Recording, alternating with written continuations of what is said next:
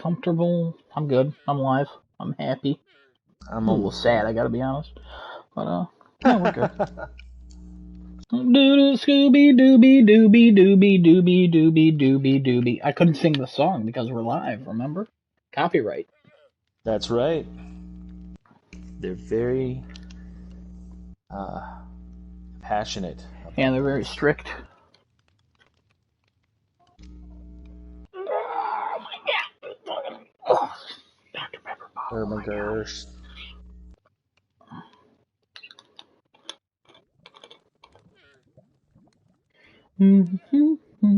Genesis, we're doing a great job in filling in the time for our viewers. It's pretty awesome. Absolutely we are. So amazing. So good. Absolutely we are. We are filling in the times with Bunger Bunger and singing the Scooby Dooby Dooby Dooby song. Bunger, bunger. Okay. Bunger, bunger, bunger, bunger. Absolutely. Right. This is the best job we'll ever do. Honestly, I would like a moment of silence. For the death of America. The death of America. Uh-huh. I'll join you in that silence. All right, the moment's over. All right, sounds good. We live in America. We don't have time to mourn. We're alive and well. Welcome back, America. Wow! I'm just kidding. We're all Canadian. Mate? They don't say that there. I mean, they could. They definitely could. It's not illegal there. I mean, as far as I know, I'm not Canadian. So welcome, ladies and gentlemen, one and all, for Crafting the Chat, episode 24. Our second of this brand new year, 2021. And hopefully, everything's going well for you. Better than some other parts. America! Alright. So, gentlemen, what have you all been playing this past week?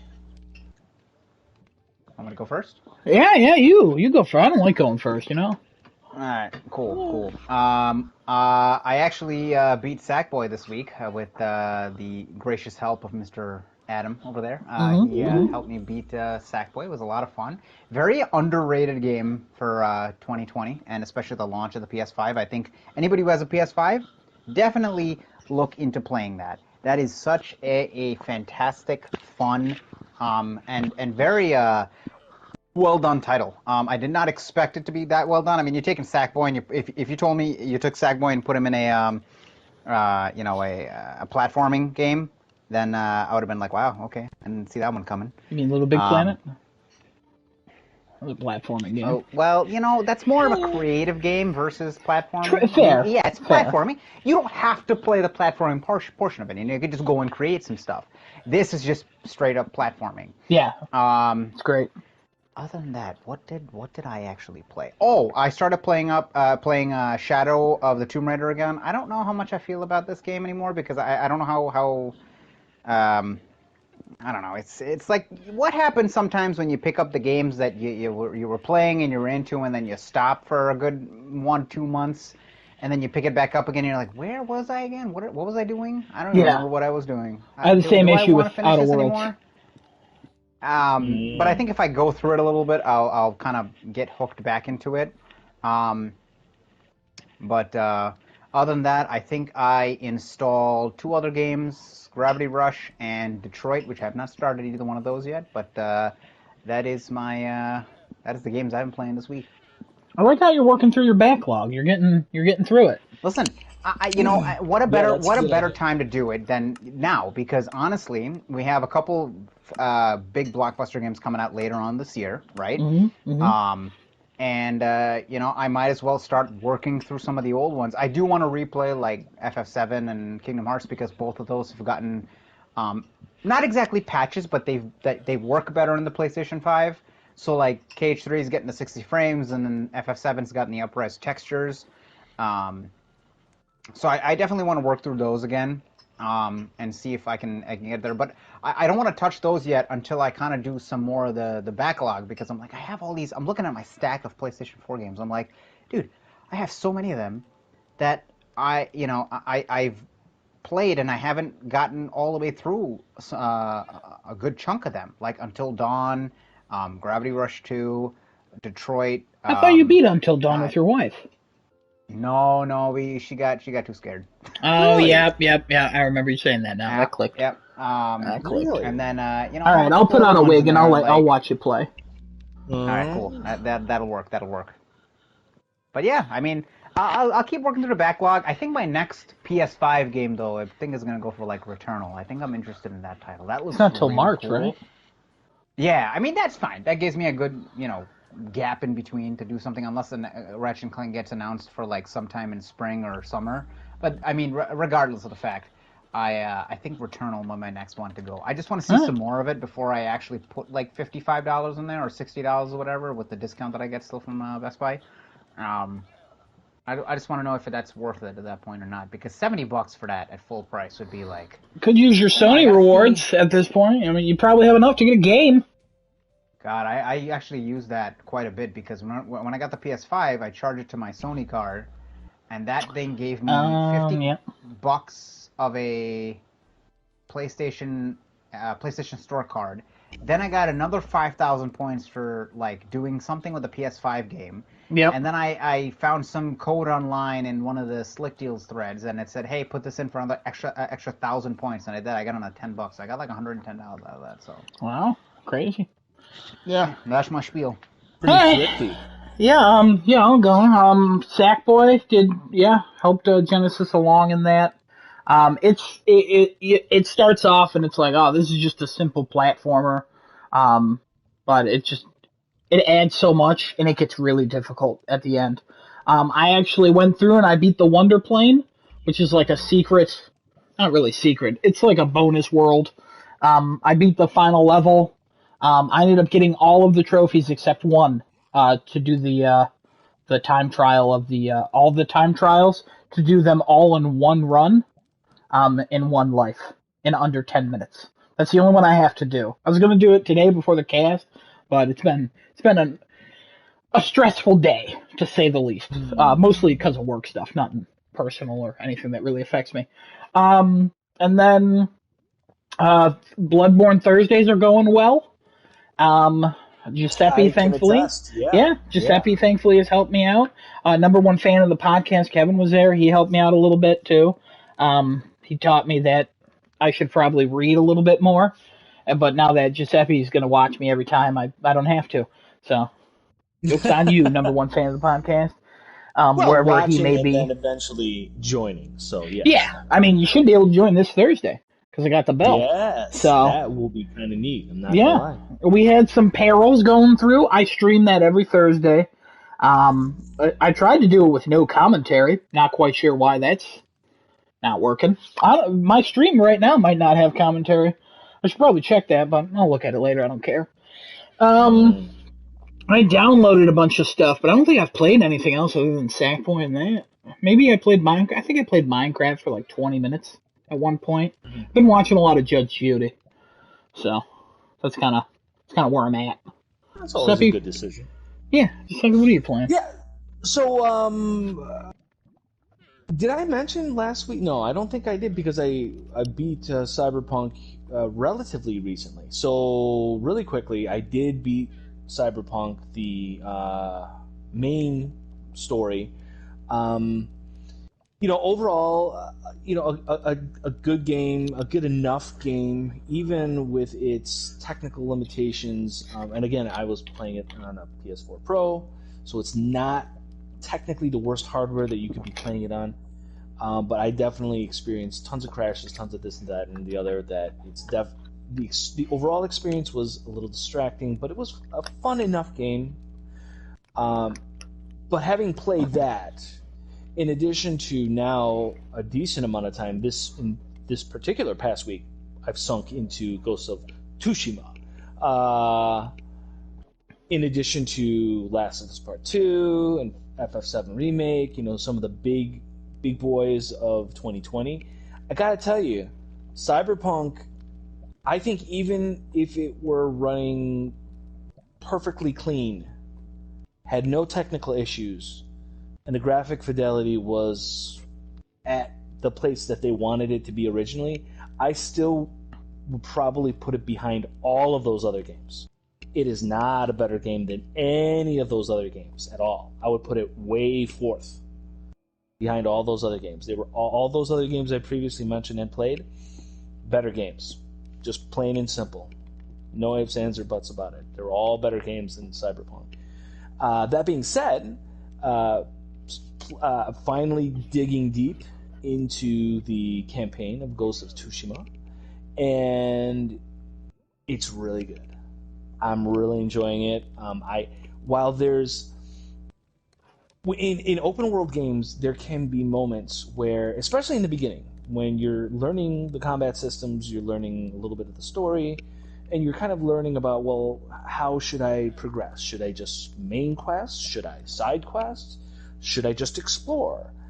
And while the game itself, Ghost, doesn't dictate you where to go, it throws a lot at you early on, but it's not really overwhelming because there's lots of map to uncover, there's lots of collectibles to get, there's lots of weapons and skills, and there's lots to do. But I don't feel overwhelmed by it because the game moves at a fairly methodical pace. It moves at your pace, and I like it. And I also like the fact that, despite it seems like a large amount of digital map to explore, you really do get from place to place relatively quickly. It's not like you're trekking across. Like, for instance, to compare it to Witcher 3, for instance. Witcher 3, another excellent open world game, but there are definitely parts to that game where you're riding on Roach from point A to whatever your waypoint is on your map, and you're like, man, this is taking a while. It's like, hey, I want to go make a sandwich or something. Put the Roach on instant ride on the road. It's not really playing then, is it? No, I don't count that as watching either. Well, inside joke, guys. Yeah. Love it. Have you fast traveled in Ghosts, by the way? If the fast travel works, great. It's super next quick. gen, yeah. It's super quick, and I'm experiencing that on, again, PS4 Pro. So, I mean, I don't think I've ever experienced a fast travel as sharp and quick as in Ghost. It's really impressive in and of itself. So it used to be faster, but they slowed it down so people can read the tips on the loading screens. Yeah, okay. I can understand that, and that's fine. You still can't read them. It's too quick. Yes. So yes, Ghost of Tsushima, very, very good. I'm enjoying it. Obviously, I've already enjoyed the multiplayer with the boys here. And I also really quick want to tack on that I have finally downloaded a game that I have been talking about wanting to get for a long, long time, and finally took advantage of because I had a little extra cash, and I got one of the the $25 PSN cards, and I picked up finally Bloodstained. Oh, finally! Woo! Finally, $15.99, because I love love Metroidvania. You've been talking about that game for literally a year and a half, 2 years. I feel like it's been decades. Probably longer. It's been a long time. Either way, I finally downloaded it, and I will get into it once I start to get a little kind of if I start getting into a little bit more of the repetitive gameplay loop in Ghost, and then I'll probably shift. I'll shift to that because I love Castlevania Symphony of the Night, the epitome of Metroidvania, and all of its ilk. Super Metroid, awesome. I just love those style of games. In fact, I think this is going to be my topic when we get a little further on, and I'll kind of reveal it to the boys and all of you out there, all of our loyal fans, followers, subscribers, and acolytes. So people show up but don't subscribe. I'm talking to you, Clopto. Yeah, that's talking right. To you. Telling you, man. But yeah, that's where I've been at. Ghost, and finishing Cyberpunk, and moving on. So, gentlemen, who's going to launch us with our first topic of the evening? I guess I'll go first, I because last time we forced Genesis to go first, he freaked out and cried about it for like 3.5 months. So, and it was only like a week didn't ago. cry about it for 3.5. What do you mean I cried about it for 3.5 months? You freaked out. You're like, why am I going I freaked first? out. Well, yeah, I freaked out, but I didn't cry. It hasn't been 3.5 months since the last cast. I said it's been 3.5 months, but it was like a week ago. It wasn't last week. It was like 2 weeks ago. It's not important. Did you Yeah, want to it was go like 2 weeks first? ago. You can go first if you want. No. What? Oh. All right. No. Anyways, Whoa. continuing. I guess I will go first. Hello, I am Adam. I am one of the 3 hosts of Crafting a Chat, and I have a drinking problem. Just kidding. I'm just pulling up some computer stuff. I'm just wasting time. I'm filling the airwaves, as they say. Good, yes. So I created an Excel sheet 5G.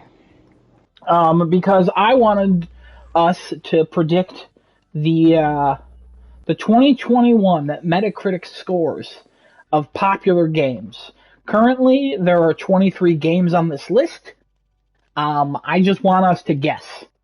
Last night, I had number 1 fan of the cast, Kevin, put his scores in. I will not reveal his scores until you guys put your scores in as well.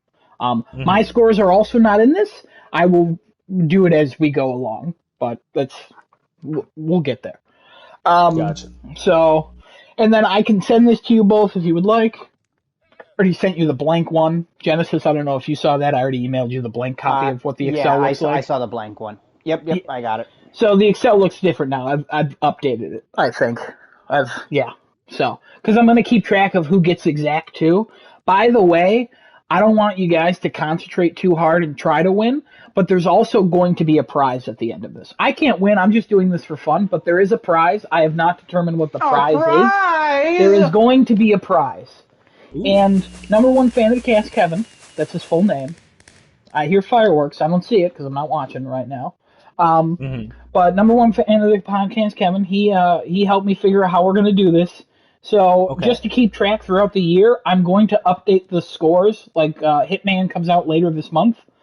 A week after the game comes out, I'm going to put that on the chart. But at the end of the year, at the end of 2021, probably late December, maybe even January of 2022, I will update all of the scores. So, like all of the actual scores. So the scores, we just have an idea throughout the year, but at the end, there's going to be final, so it could be subject to change. I doubt Metacritic scores don't really change after like 7 months of it being out. Like it's not going to be a big difference. But just to let you know, just want to get all the rules out of the way. Does anybody have any questions? Nope, I'm good.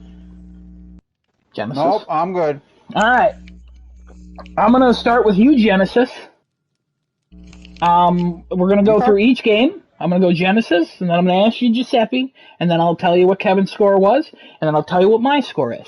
I'm starting with you, Genesis, because the first game is Back for Blood. Okay. So I'm going to give you what I think this is going to be when it comes out, correct? Is that a question? Because I'm pretty sure I said any questions. And you were like, blah, blah, blah, blah, blah. Okay. So but the answer is yes. Yes, you're just giving me what you believe the Metacritic score will be for Back for Blood.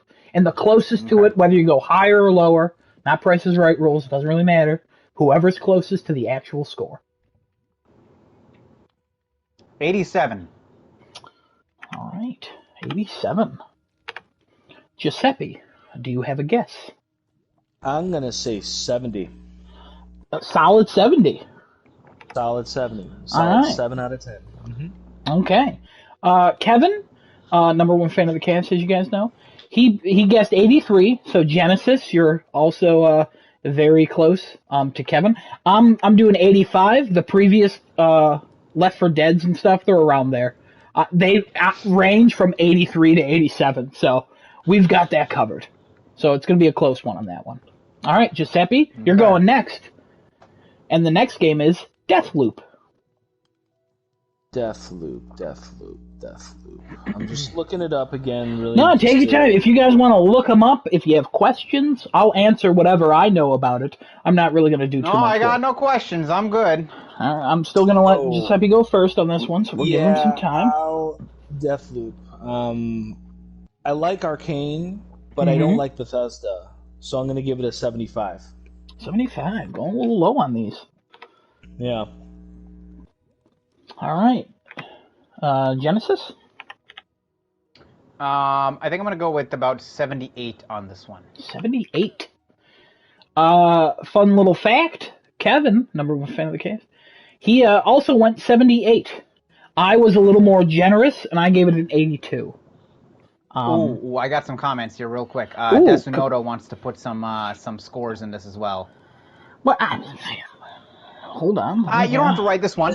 This is just comments I mean, you know what? Yeah, let's put them in there. I don't want to set a precedent here. I don't want to be like, okay, one fan, then another fan comes. I know we don't have a lot, but like, I guarantee you, it will only be Desunoto. I know, Desunoto. Do me a favor, keep track of your scores and let us know at the end of the year.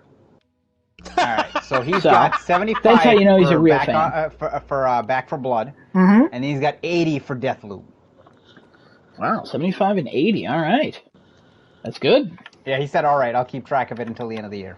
Good. I appreciate you. Okay. All right, Genesis, you're going next.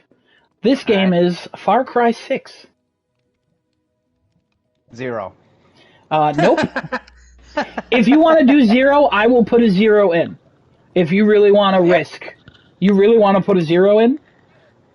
To risk for that prize? Can you give me a monetary value of what the price is? I'm not going to say how much it is, but I'm going to tell you it's not insignificant. Okay. It's not a PS5, but it's not less than the value of a $50 PSN card. It's not insignificant. So, I'm just saying. Right, it's not a PlayStation Plus subscription, because that would be unfair, because Genesis is already set until like 2085. So, Right. My children will have PlayStation. My daughter, who's going to be here, will have PlayStation Plus long after I'm gone. Well, let's not assume she'll make it. We don't know, all right? My goodness. I hope your wife doesn't listen to this. And I wish her all the best health. Anyways, Far Cry 6, what are you giving it? I'm going to go with a solid 81. 81. Giuseppe, what's your guess? 82. 80? What the heck? 82. I believe everyone knows this next young man is number one fan of the podcast, Kevin. He gave it a 91. So. Ooh, that's really ambitious. I mean, you know what? I'll say this. I'll say if Giancarlo Esposito is a much more intricate part of the game, where he's constantly harassing the player, as opposed to like the main villain from afar that basically most Far Cry games play, then the potential is right there. But we can't rely on Ubisoft to be innovative. He's probably in the game for 15 minutes. It's probably going to play out exactly like that. So. All right, well, it's possible. Speaking of Giancarlo Esposito, what about Ghostwire Tokyo, Giuseppe? Oh, by the way, sorry, Desunoto said 79 for Far Cry 6. I apologize. Oh, okay. Save. We're gonna do every 3. Tell me the 3. All right, don't. Okay. Let's not just so we have like some sort of consistency going on here. Okay, I'm sorry. Go ahead. Yeah, good. There you go, Giuseppe. Ghostwire Tokyo, not really related to Giancarlo Esposito whatsoever. Whatever. Right. Yeah, I was gonna say. I'm really intrigued with Ghostwire, but because I just don't really know how that would actually how the game itself is going to play. Like, what is the gameplay going to be? I'm gonna say I'm gonna give it a 70. I'm gonna give it a 70 because there's just too much I don't know about it. I can't reward it with high numbers. That's what kind of sucks about this, because things can come out later in the year and it's like, oh, I want to change my score, but you can't. We'll talk about that later. I still have a feeling, though, it's my opinion of it is going to go down. So I'm going to say even with my 70, I think even that might be giving it too much. But that's in my opinion. Fair. Genesis, Ghostwire Tokyo. 85. 85. Wow. Wow. 85. Genesis, you're the highest. Number one fan of the cast, Kevin. He gave it a 73, and I gave it a 68. I have no belief in this game whatsoever. The next one, I think we're all excited for. But unfortunately, Genesis, you get to pick this first. God of War. The new one. Ragnarok. Whatever it's called. 93. That's one off the actual score of the 2018 God of War, which is at a 94. Giuseppe, what do you think? It's in the 90s. Okay, I typed a 9. It's not... I'll give it a 91.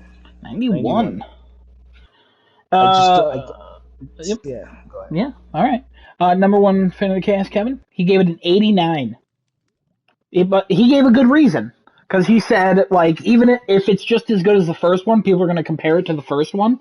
And it can't be as revolutionary unless it changes, like, something even more. And I think he's dead on with that. But I also think the video games media are a bunch of hacks. No, I'm just kidding. I give it a 95. I hope it's that good. That's really just wishful thinking on my part. Very few games are at a 95, though. So. Oh yeah. Because now you're talking about like basically near perfect. Yeah, I wanted to go 97 because they gave Red Dead 2 a 97, and I just wanted to match that just so it wins. I know. That's where it currently stands at right now? Yes. Red Dead 2? Yes. 97? Yes. Oh my, that is... You know, we're not going by user scores. Giuseppe, speaking of user scores, what about Gotham Knights?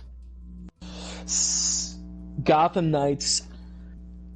You know, I was really intrigued with the concept of having an Arkham-style game and doing it co-op, but I'm just getting less bullish on that every single day. So I'm going to go ahead and I'm going to say 65. Ooh. 65. I don't know if you guys saw the news story that just came out about Gotham Knights, where it has the combat for co-op is completely different than if you play it single player, because they had to make it work. So I saw that and I was like, yeah, they're I don't know. I have no idea. That's real dumb. That's real dumb. Genesis? 69. Ooh, I like it. Ooh. You know why. Kevin, 72. Is what he gave it. He's the number one fan of the podcast, if you didn't know. I gave it a solid 75. So. Probably going to be bad. 3 in. You want me to give you tell me Decimotos. Give me him. 87 for Ghostwire Tokyo. 92 for God of War. And 60 for Gotham Knights. Ooh, bold. I like him. All right. Next. GT7. Genesis. Gran Turismo 7. What are you thinking?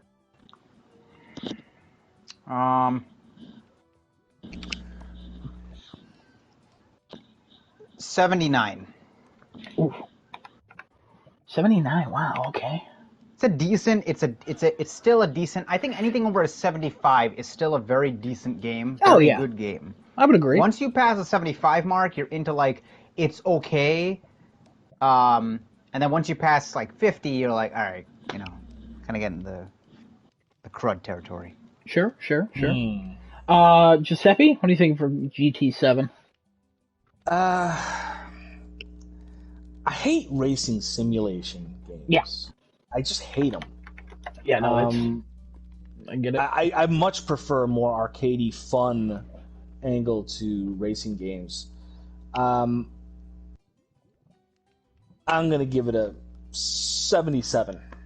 Oh, close. Everyone's going to be close on this one. But this is the thing. No matter what I feel about the game itself, it's gonna look really good. Mm-hmm. And hopefully it plays really well. That's where my issues with the simulation racing game come into play, because it's like, okay, well, the controls are too good, because like if I twerk the analog stick in just the wrong way, automatically spin out, and I can never do anything in the game. So, yeah, that's where I'm at with that. Yeah, all right. Kevin, the second best fan of the podcast, he gave it an 85. I gave it an 81. All right. So, Giuseppe, Yeah. Halo Infinite. This one could go either way. Oh, Halo Infinite, Halo Infinite. Yeah, Okay, so even if Microsoft really transforms whatever it is that they had, or they went back to formula and they reconstructed it, and they took everything that was good about whatever shit that they had before. Sorry about that. Family program. And they build off it and they revolutionize it again. I still think there's a max cap at 90 for that. So I'm not going to give it that. I'm going to give Halo Infinite a 73. Okay. 73. That'd be the lowest rated Halo game. Yeah. Not counting Halo Wars, I think. I think one of the Halo Wars is lower. Yeah. I don't think the everything is setting that game up to be a glorious return. I think I think we're seeing an extended cyberpunk situation happening with Halo Infinite right now. That's what I think that's happening. Okay. Well, I mean, hopefully it's not, but Genesis, what are your thoughts? What are you giving it?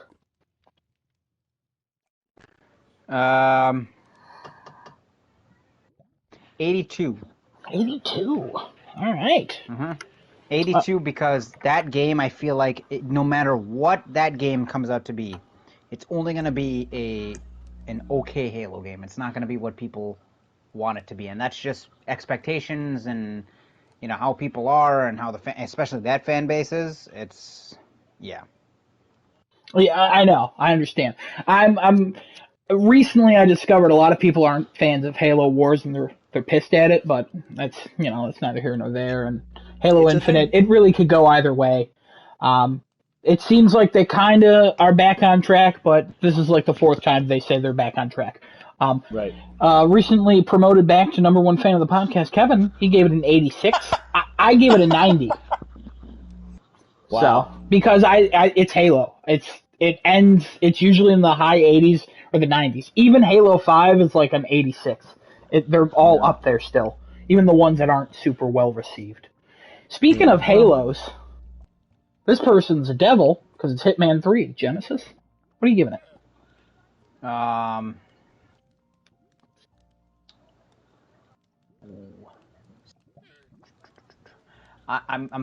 don't know why I'm sticking the 80s and 70s, but this one's also going to get like an 82.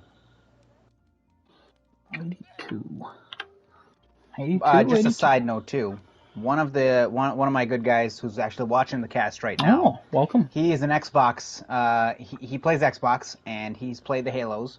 Mm-hmm. He actually thought that the rating of about 82 to 85-ish was pretty fair. He thought 73 was too low. Mm-hmm. And We'll see. his rating would be an 85, I believe, is what. See, this is why I said I'm not taking 86. everybody's score. He's rating with number one fan of the podcast, Kevin. No. I know. I'm just saying. I didn't want to single out your boy. You know what I mean? That would have created some tension. That's the only one he gave me a rating for that one in particular, and for obvious reasons where he's a Microsoft viewer at this point. So he just for that particular one, he's like, I'll give it an 86. But well, anyway, for him, I hope it's higher. I hope it's higher. I hope it's a great game too. But for me, I'm just following trends in the industry right now, and the trend is, big studios delivering big IPs are big flops.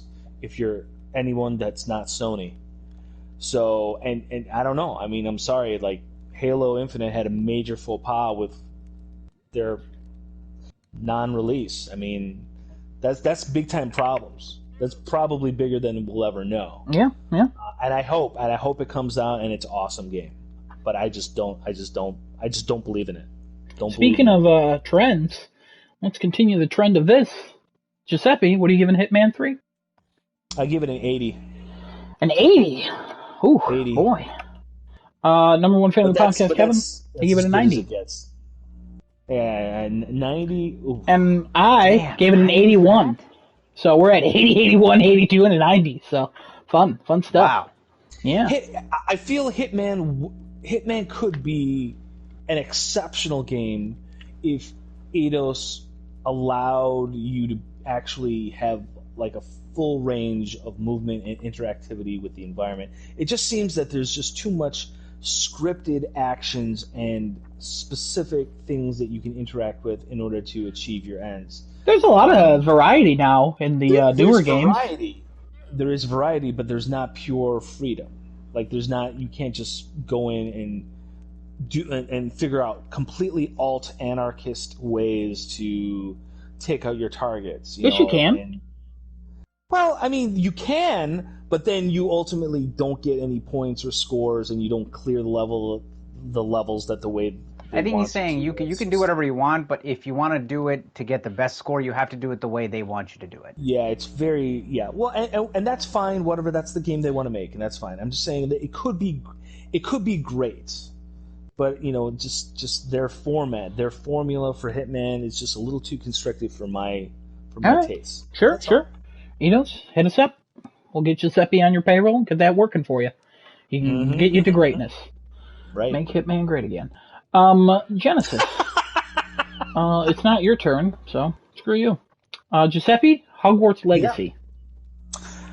Okay, so Hogwarts Legacy. If you are a fan of Harry Potter and you like third-person action-adventure games, the potential for this game is through the roof huge. Limitless. It's very huge. However, again, going back to what I said before, following the trends, and specifically the air around the Harry Potter IP these days, not the hottest thing anymore, and Rowling obviously doing her IP no favors by basically doing or saying anything. She's just like a toxic magnet. While those things have absolutely nothing to do with the game, I do know that this particular license is just wide open for a microtransaction piranha-infested waters. So I would normally say that the potential of this game is going to be a 90. You're going to go ahead and take 10 points off for the inevitable microtransactions. You're going to take another 10 points off for your online connectivity issues, server issues, because people are going to, slam bam and jump on it. And you just take another 10 points off for just pure sheer uncertainty as to how this is going to play out, because it's technically going to be happening well before, the Harry Potter timeline. I think, like 100 years before or something like that? I don't know. I'm pretty sure, yes, quite a bit before. It's something like that. So I'm giving it quite a bit before Harry Potter actually is even existing. Yeah, so I'm giving it a very disappointing 60 is what I'm giving it. All right.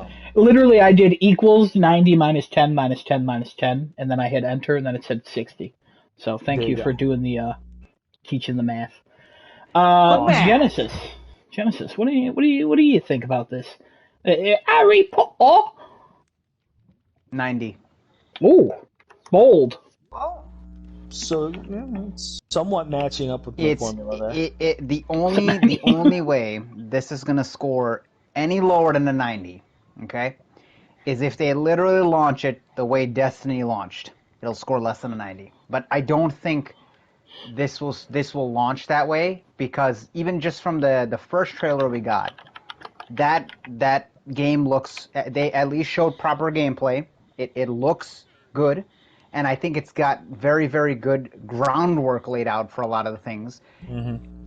Microtransactions are going to be bound to happen, but if they keep it cosmetic, it really doesn't matter. It has nothing to do with the game then. You know what, man? Go ahead. But if there are online connectivity issues, I mean, listen, this is coming up for next gen. We got some stuff to work out. Those also might be fine for the reviewers too. So we don't as we saw with Cyberpunk. That we're gonna go by a case basis if we have to adjust anything. But yeah, I get what you're saying. I'm glad you actually brought that up. You'll see in a moment why. Number one fan of the cast, Kevin, gave it an 82. I gave it a 76. You compared it to Destiny. I looked up Destiny. It has a 76 on Metacritic currently, which is very funny that I did not look that up previously. So, Destinoto has his 4 in. Yeah. What are they? GT7 is 90. Mm-hmm. Halo's 80. Hitman 378. Harry Potter 83. Go ahead, Giuseppe. I'm sorry I cut you off. I was going to say this. I pick up a very distinct Marvel's Avengers feel from Hogwarts Legacy. That's another reison why I'm going so low. I haven't seen enough to make that comparison. I get what you're saying, but I haven't seen enough to feeling. Yeah, I get it. Either. It's a pure feeling. It's a pure feeling that's connected to the very, very predatory, toxic, pervasive microtransactions for the Harry Potter mobile games. I just don't see that trend breaking for Hogwarts Legacy. Isn't it a single player game though?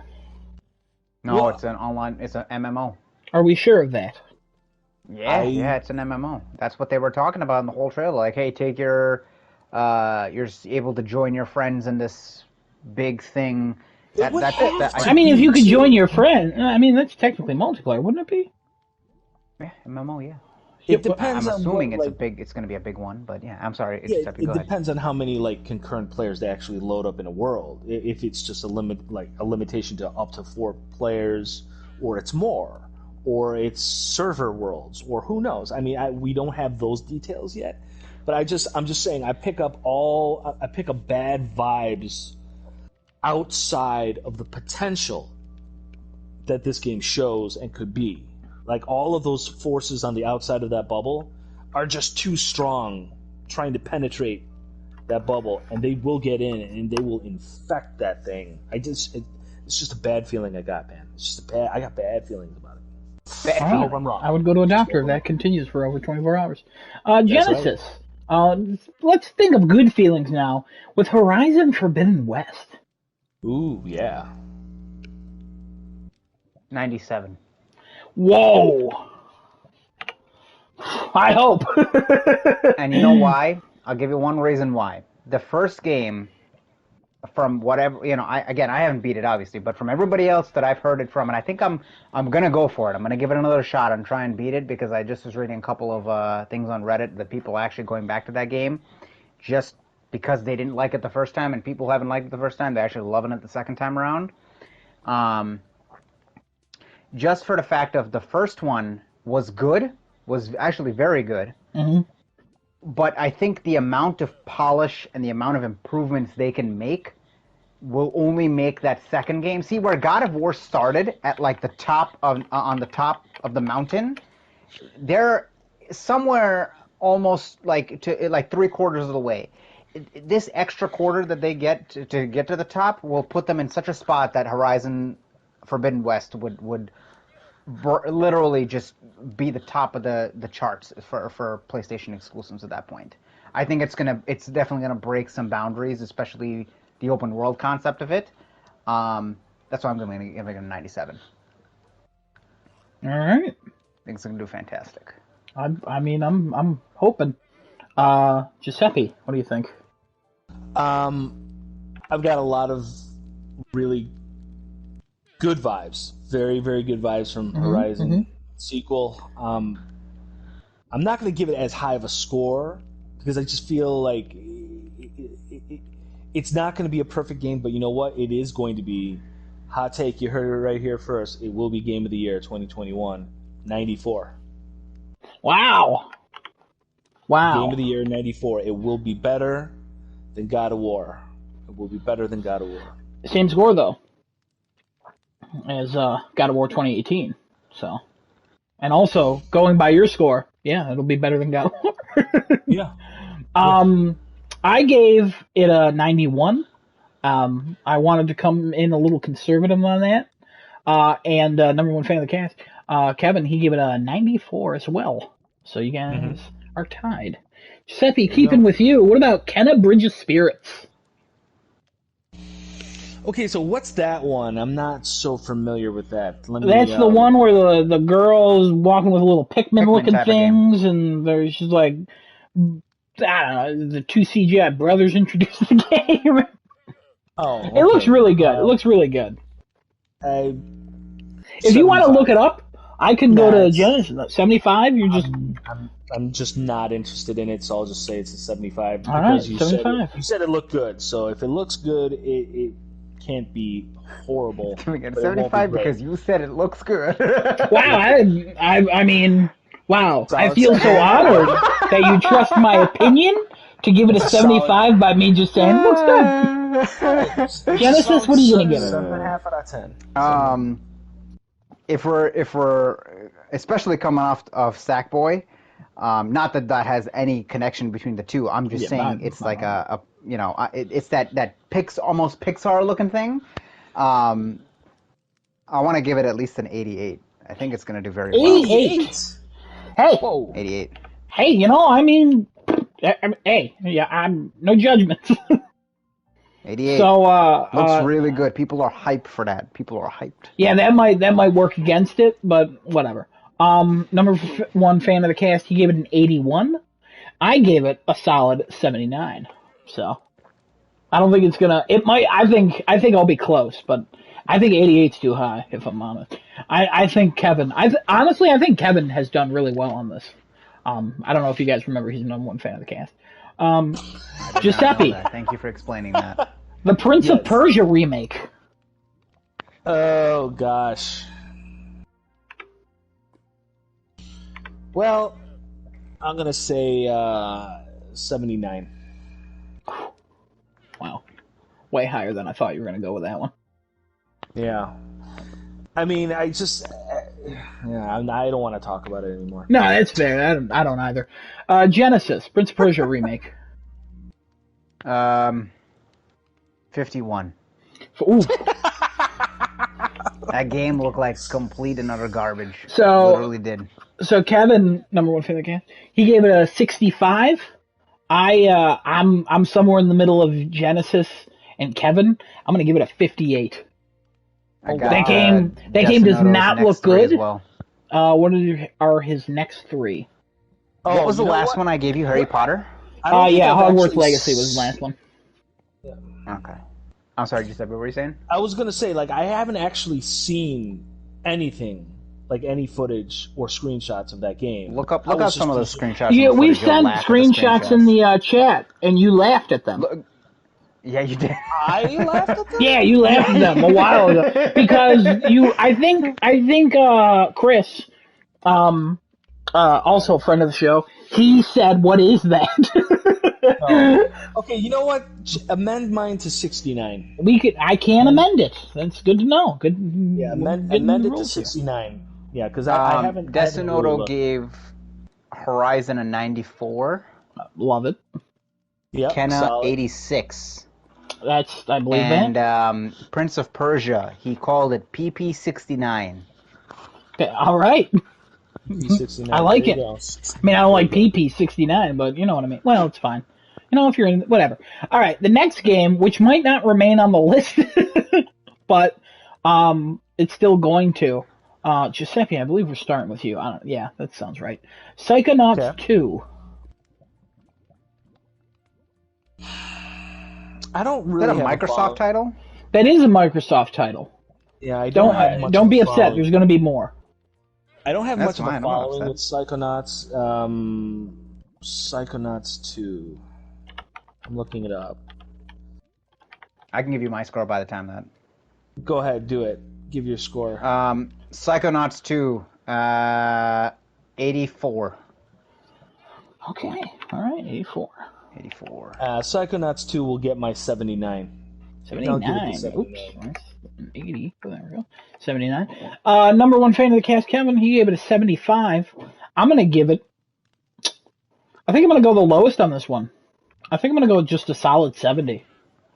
I think it's going to play like a PS2 game. Sorry, what's his face? Make more stacking, please. Stop making that. Next, Genesis, we're going back to you. Ratchet and Clank, Rift Apart.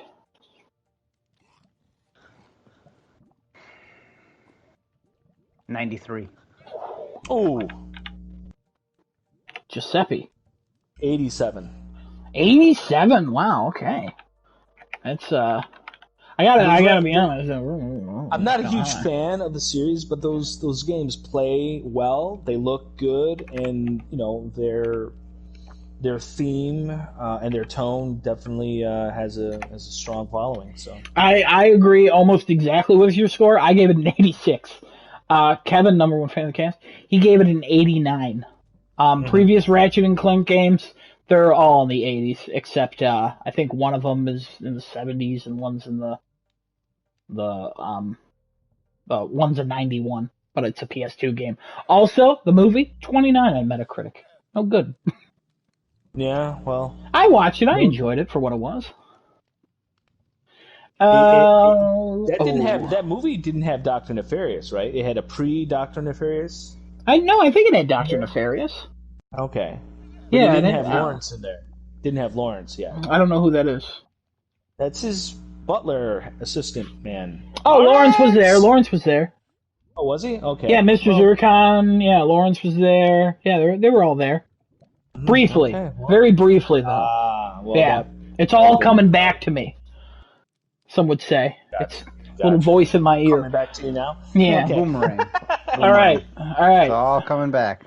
The reason we started with Genesis first was because we wanted to do Back for Blood for him. And the reason we also started with Genesis first, because, Giuseppe, you get to go first with Resident Evil 8. So... Try to keep this brief? Yeah, well... Resident Evil 8, I'm trying to keep all my... Again, assuming that... No, I'm just going to take myself out of it and just... I'm going to say 88. 88. All right. 88. Genesis, what about you? Resident Evil 8? 87.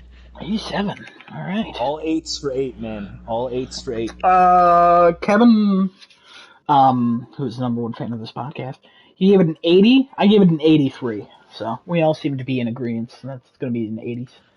That's very odd how I gave it the highest score. I mean, I feel like you're the closest to all the other most recent Resident Evil games. So we're all really close, so it really doesn't matter in the grand scheme up, probably. I personally wouldn't give it that score, because I just have a very strong feeling that they're going to do some extra wonkiness on it, but I know how it's going to be received, and it's going to look good. It's going to look good, whatever it ultimately is. So. Genesis. We only got 5 left. All right. The next one, Returnal. Oh, let me look that up. That's the one coming out in March. It's the one with the lady who looks very familiar, but I cannot place her. 89. 89. Yeah, I think it's going to be one of those Sony titles that it's not going to be a Days Gone, but it's not going to be a Ghost. So it's going to be somewhere in between. Okay. I think that's what it's going to be. I'll give this an 82. 82. All right. Kevin, number one fan of the cast, he gave it a 78. Adam, number one host of the cast, also gave it a 78. So, I agreed with Kevin so much on this one that I was like, yeah, you right. So, actually, you know what? No, I'm keeping it. All right, Giuseppe, Scorn. I'll give you time to look that up. Yeah. No, you know what it's about. You and I know what Kevin it's about. talked about it, I believe. Yeah, no, I looked it up. I mean, and the point that I was trying to make with that game when we were talking before is we want to know how the game is going to play out. Is the gameplay going to be good? Because the atmosphere looks great. But will the gameplay and the narrative, will that make the game go? Questions I have for all of these games. Yeah, well, I mean, but you more know so for others. Yeah, but you know what you're going to get in a Far Cry. Yeah. What's your score? My score is 80. 80. For Scorn. All right. 80 for Scorn. Genesis. 80 for Scorn. What's your scorn on this one?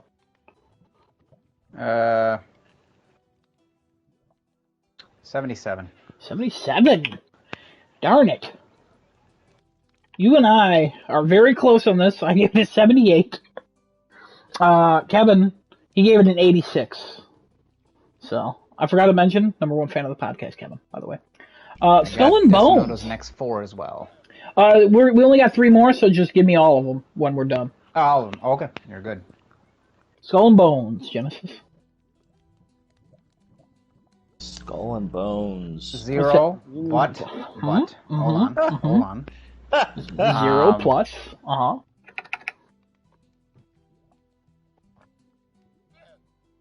55. 55. Wow. This game's been in development. Love for Ubisoft. I don't know if this comes out this year. I don't think it's coming out ever. If you Google it, it still says March. It's not March. Giuseppe, what do you think about Skull and Bones, the pirate ship game? Yeah, I'm gonna give this 68. 68. I love it. Kevin, he gave it a 61. Speaking of ones, he's the number one fan of the podcast. I gave it a 65. I was going to give it a 97, and then I realized what game we were talking about. The next game, I know all of us here are super excited about. It's probably the most anticipated game on this list. Giuseppe, what do you think about Stray? So Stray, I have a lot of good feels about Stray. Yeah. So 100. Yeah, I got it. It's not going to be 100. It's not going to be 100.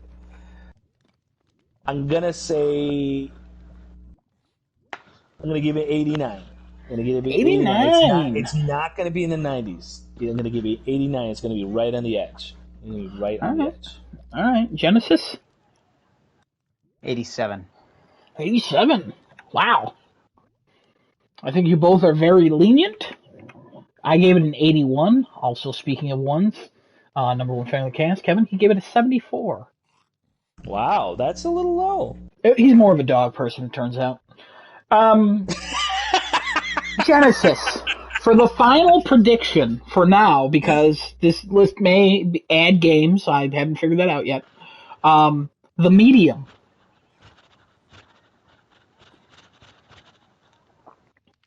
I like when I ask you, it's just silent reflection for like a solid 5 seconds. And I'm not sure if you're still here or paying attention. But I like it. No, I'm still paying attention. I know, because you're thinking about it. I like it. I like the energy you're giving.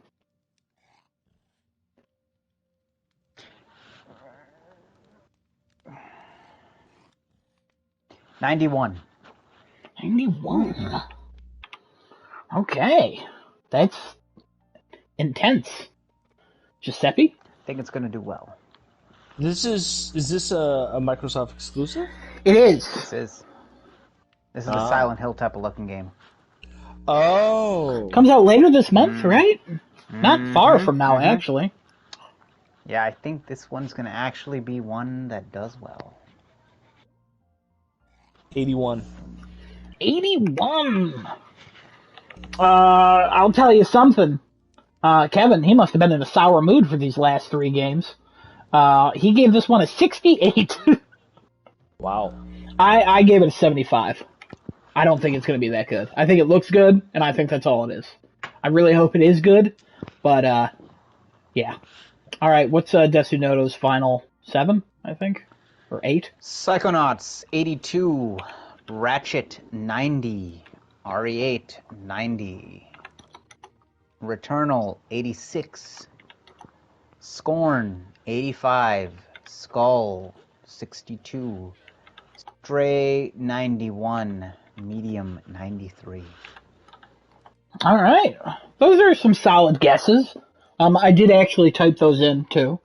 I didn't, make a whole thing for it, but I did type those in, just so we can look back on it and be like, wow, what an idiot. He was way off. Is your coworker guy still here? Does he have anything to say about the Medium or Scorn or anything like that? Or? I don't. Yeah, he probably left. He does, but he stayed long enough. No, he's still here. He's still watching. He probably stayed long enough just to make the work conversations less awkward. Listen, he's still watching. He's a good guy. He's still watching. Wow, what a guy. Get him a promotion. So, Wish I could. we now will lock the scores in. Does anybody want to change anything? Has anybody rethought anything? Nah. Can I rethink one of them? Or which one? Any of the Ubisoft games, just make them 0. It's up to you if you want to. You tell me, and I will make one of them 0, and then it'll be locked in. I want that. I want that price. Just keep them the way they are. But for all other contextual purposes, they were 0. All right, the scores have been locked in. Cool. Out of curiosity, who do you think guessed the highest amount of scores? It's out of a possible 2,300. Is it that your guess? What about you? Probably Giuseppe? me. Yeah. What do you think? I think Kevin scored the highest. It's actually Genesis. He was right. He gave a 1725 out of a possible 2,300. Oh. Who was the next one underneath me? Kevin, 1680. And then underneath him, me, 1663. And then underneath me, Giuseppe, 1635. So we're all very close. Right. So it's going to be a very close game no matter what here. So it really could go either way unless one of us is like super wrong. There's a couple where we're like a little bit spread apart, but we mostly remain in the same areas. But that's the topic.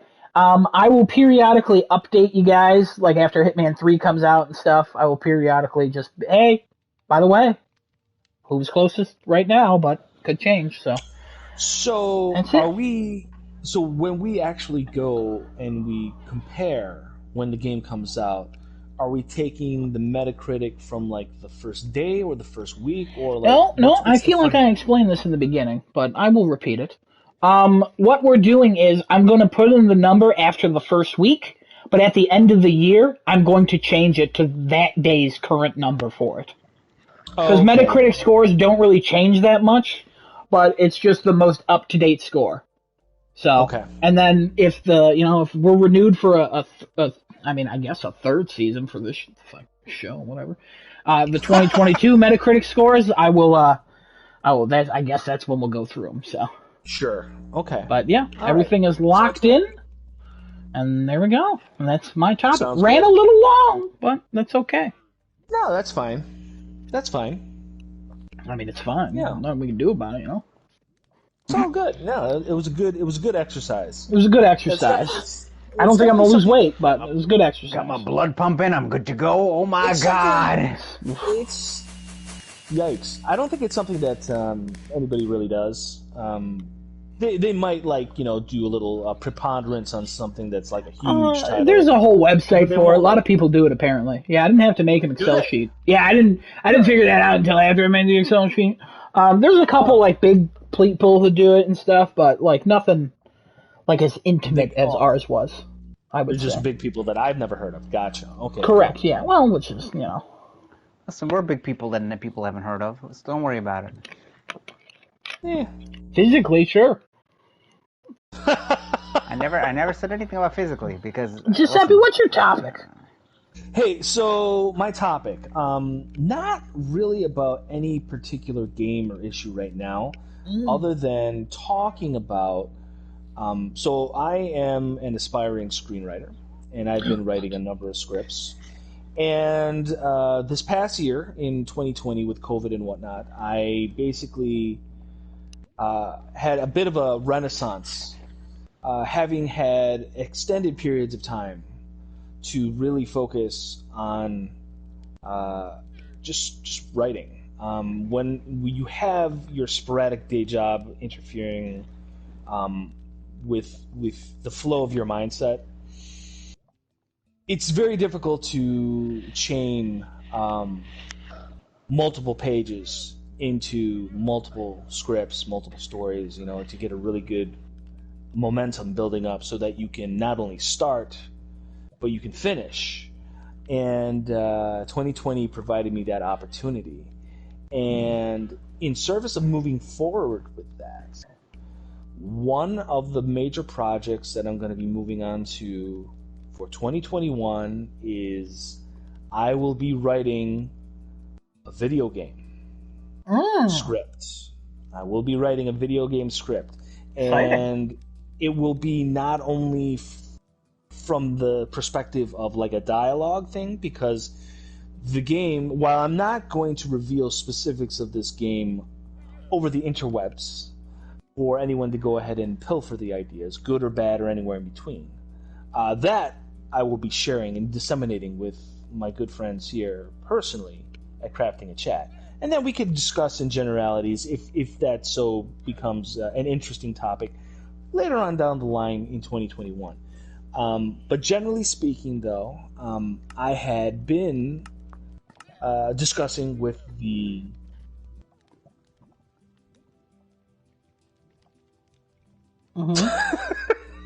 I had been discussing with the boys here at the panel, talking about games that you'd like to play, and for me, I would love to see a game that's about romance and drama, but still finding a way to incorporate some interesting gameplay, because obviously games are about gameplay. Number one thing is gameplay first. If you don't have that, you don't have a game. It doesn't matter how good your story is or your graphics are. If you don't have gameplay, you don't have a game. So that is what I will be working on, and it will be a romantic drama mystery story, but it will incorporate two different styles of game into the same game. There's good, and this the idea behind this is going to be very much inspired by Persona, not in terms of like an RPG from the gameplay perspective. There will be a kind of like a waking world where the player is going to select one of three characters that they will choose to inhabit for the story moving forward.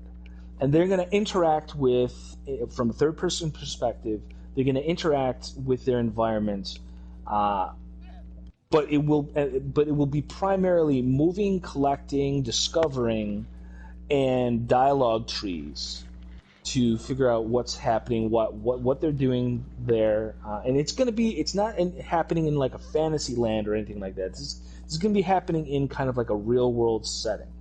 But then in the evenings, what's going to happen is the gameplay is going to shift, and this is where my love for Metroidvania comes into play. In the evenings, the player is going to be given an option to start exploring the inner parts of their being in their dreams. And so in very much like a Metroidvania style, they'll be able to choose to venture forth into one of three different quote-unquote castles, one of the heart, one of the mind, and one of the soul. And then, through the completion of these castles, discovery, items, whatnot, unlocking more parts of it, the player will be learning more about that character's goals, desires, wants in the waking world. And it will be up to the player to either kind of like follow that line, if they want to be like a true role player for that particular character, or they want to divert and see what that happens to the story as a result of which. But again, the idea is to pursue romance, drama, love, and ultimately uncovering a mystery of it all. It's not primarily going to be a game about shooting, killing, murder, violence. It's not primarily going to be about that. While that action portion of it is going to be very much inhabiting the Metroidvania portion of the game. That's where the action is really going to be picking up. And then in the third-person 3D world, it's going to be your drama, your cutscenes. This is where you're going to have your adult moments unfold on screen. It's not going to play out like Heavy Rain. Okay, it's not going to be that. It's not going to press X to pay respects or whatnot. So Isn't that Call of Duty? this is Call it. Yeah, that's Call of Duty. Okay. So this is kind of like where I'm at in terms of like what I want to do moving forward. Kind of like apply my writing skills to a different kind of format, because when you're writing for a game, you have to take game systems overall into account. You have to obviously know your story, but you also have to understand what your different aspects of gameplay, how that is going to impact the player. So it's going to be an extra level of mindfulness I have to pay to the audience, because the audience is going to be they need to be guided, but at the same time you have to take into account some level of spontaneity, and kind of expect almost the unexpected, like that. Will players automatically take the obvious path here, because like kind of like in Mass Effect, it's like, well, Mass Effect kind of directs you to make certain choices, even though that game is just really filled with just the illusion of choice. Would people like really go out of their way to like just kill their entire squad mates in the suicide mission in Mass Effect 2, for instance? Probably not, but probably they would after the fact, and very much so a minority, because they don't really want to see those characters die. But some people out there just might want to see them squirm. So who knows? But these are the things that are going to be central to my game idea, script-wise. And the idea between the waking world and this dream world Castlevania style is that things that you discover in both are going to impact items and knowledge and statistics that you carry over into both the following day. So it's not just you're not going to be playing just two different games that are just mishmashed together. What you accomplish on one side directly impacts the other. And it'll be interesting to see how that does, and what options open up to the player as a result of that, and also what options close down as a result of that. And the idea is, of course, as you're clearing things out in the Metroidvania style game, your character is becoming more empowered. That's the theory, right? You're getting to know yourself on those three different levels better, in order to pursue your character's love interests, with more, direct energy, confidence, dedication, sincerity, honesty, all those good things that you're supposed to have in order to pursue a mate. So yeah, that's my topic. It's not too overly long. I had been thinking about this for a while, even well before I asked you boys about, like, would you guys play like a romantic drama game? And I'll give it a shot. I'll try it. Sounds good to me, honestly. Yeah. So yeah, that's what I'm thinking. That's what I cut cooking on the books. Question. All right, I am now excited for this game, and I'm hyped. So I need it. I want to pre-order it. How much money do you want? I have a question.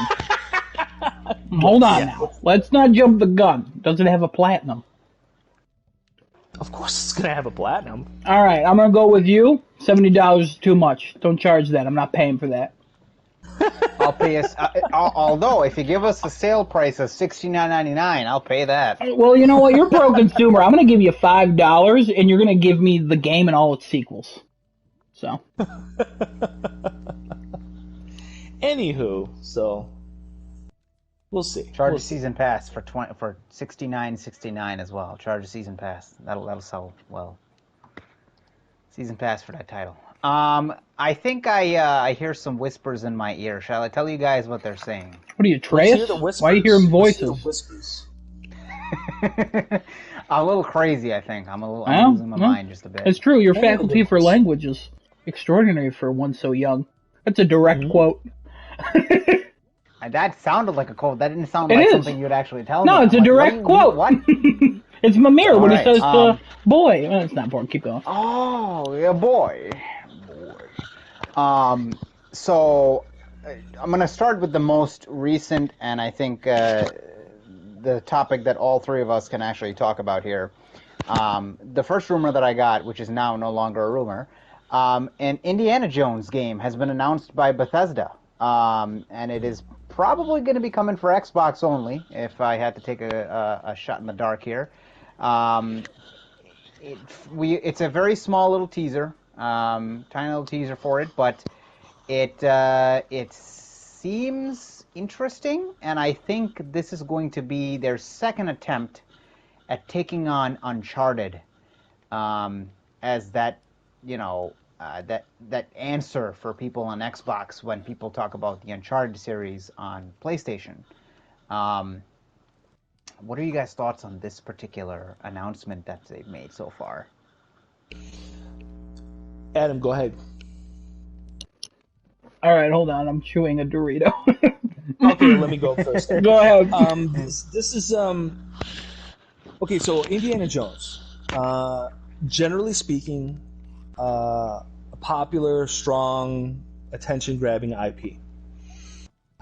It's got all your goodies when it comes to adventure, excitement, action, supernatural effects, a little bit of snarky comedy, though I would say not as good as Uncharted, because it's obviously Uncharted has the benefit of being a little bit more present with its content and context. Yeah, it could be a really good thing for them.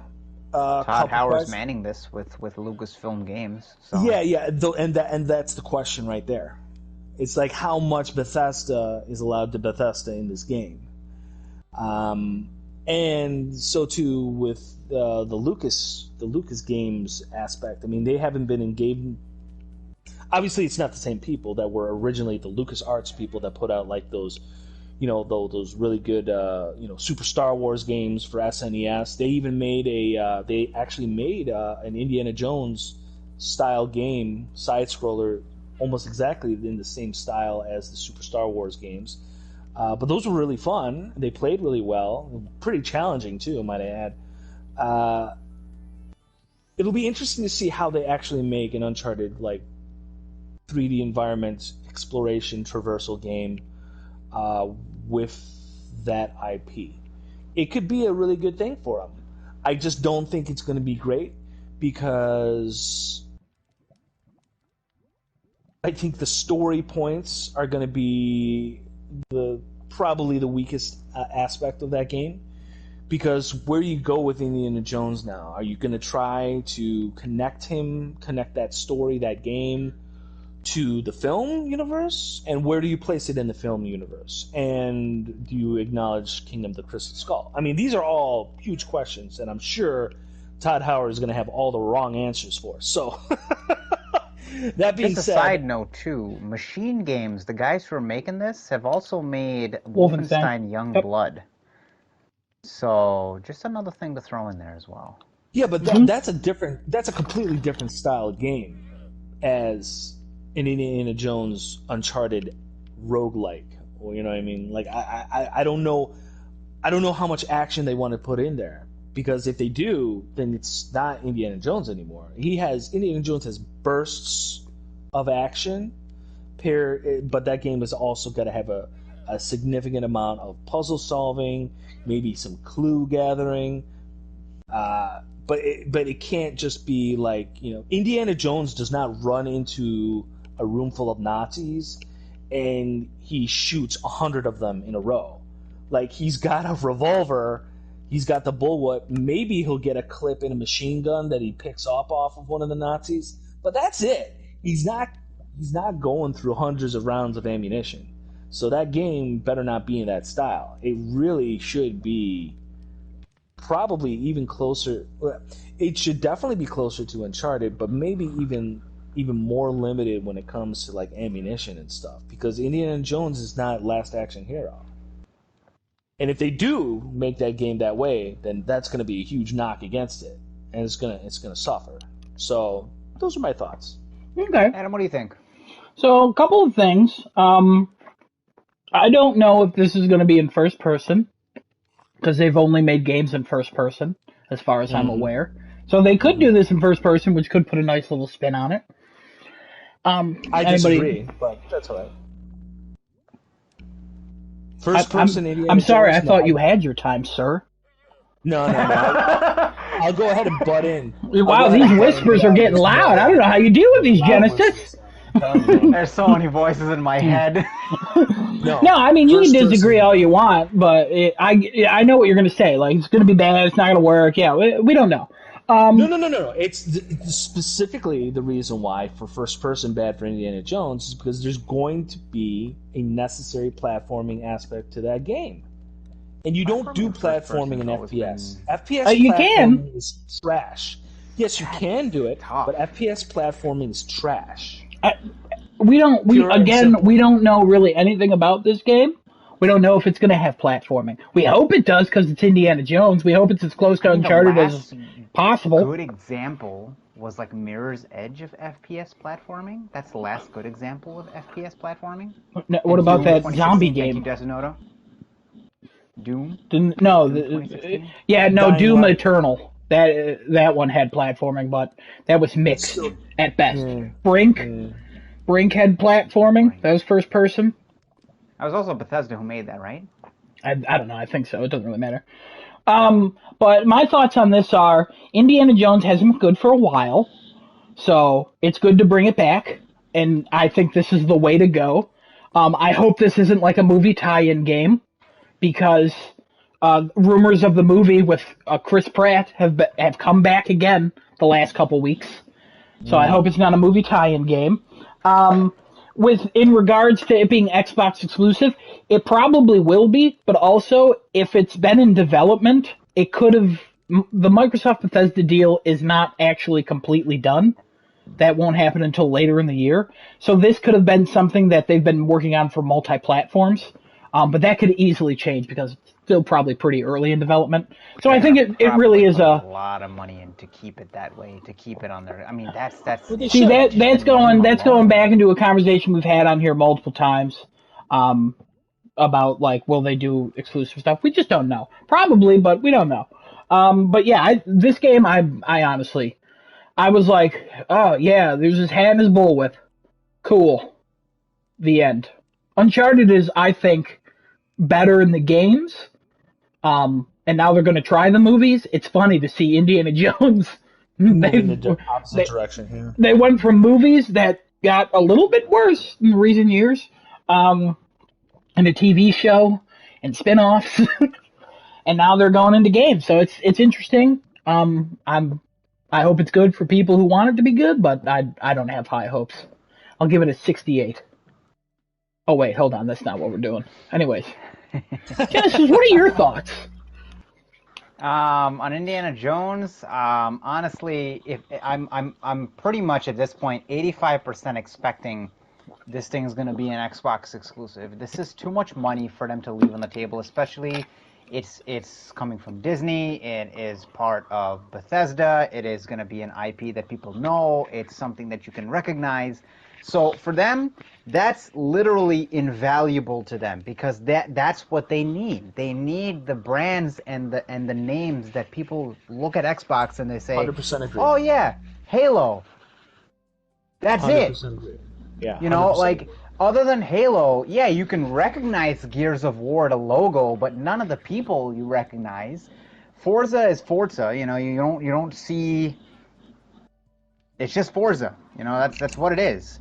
Other than that, really, there is nothing else you recognize Microsoft-wise. This would be a great addition for them if it turns out to be well. See, this could go one of two ways. They could put all the money to this, and it turns out to be this big Uncharted killer, or they could put all the money into this, and then it becomes Tomb Raider, which we all know how that went because they tried to have marketing deals and money spent into it. And that didn't work out as well, and they decided to just leave it alone because it wasn't the Uncharted killer that they wanted, that they needed, that they wanted to have, because they thought, oh, Lara Croft, Tomb Raider, that's a good name, let's put that one in there. So it really comes down into what Bethesda does with this and how much money they're willing to actually throw at this to say, listen, whatever we got to do, keep this on our platform. Do not let it go, because if we can keep it there, that's going to be the moneymaker for us on this. That'll make Game Pass invaluable to people who especially want to play Indiana Jones. You know, like I said, it's a well-known name, title, all that. Anyway, let me move on to the next one here. So we're moving back to Sony a little bit here. Ghost of Tsushima 2 is already in the works at Sucker Punch. According to a combat designer job listing on the Sucker Punch website, they have a responsibilities and requirements listed here. One of the requirements is you need to have played Ghost of Tsushima and understand its core combat systems. Mm-hmm. Another one is the game design that we're doing is going to be mostly Eastern-based as far as what we're trying to do here. And then other things are just normal, proficiency in 3D modeling and animation, working on melee combat systems, progression investment system, things like that. But the two that stuck out was the Eastern thing of this and the Ghost of Tsushima core combat system. Yeah, I agree. More so for me, the core combat system. That's a very interesting bullet point to specify. And I can understand why, to an extent. Again, not having explored the full array of combat possibilities. I literally just unlocked the Heavenly Strike.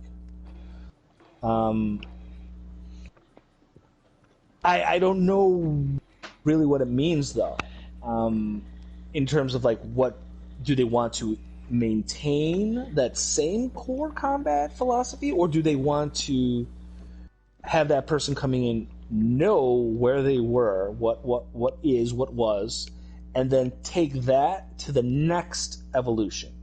Do they want to have it grow, or do they want to keep it the same? That would be my question. I think they want to make it grow. Adam, what are your thoughts on this? I agree that they would want to evolve it, obviously. What was the second point about Eastern, or what? It was based on the game design. What they're trying to base things off is an Eastern perspective of the landscape. So, like, the overall design of the game is going to be very Eastern heavily based. All right. Well, I mean, not really much to say on that, honestly. Yeah, I mean, like, isn't that kind of? I mean, was that not a thing that was happening for, the game, the original game, or, like, I don't know, was it strictly a Western production with no, like, referential expertise from, Easterners? I mean, I don't know. You also got to be able to relocate to Seattle, so good luck with that. I'm going to go with the next topic that I got here. Not a topic, okay. But the next rumor. I don't know why they call them topics.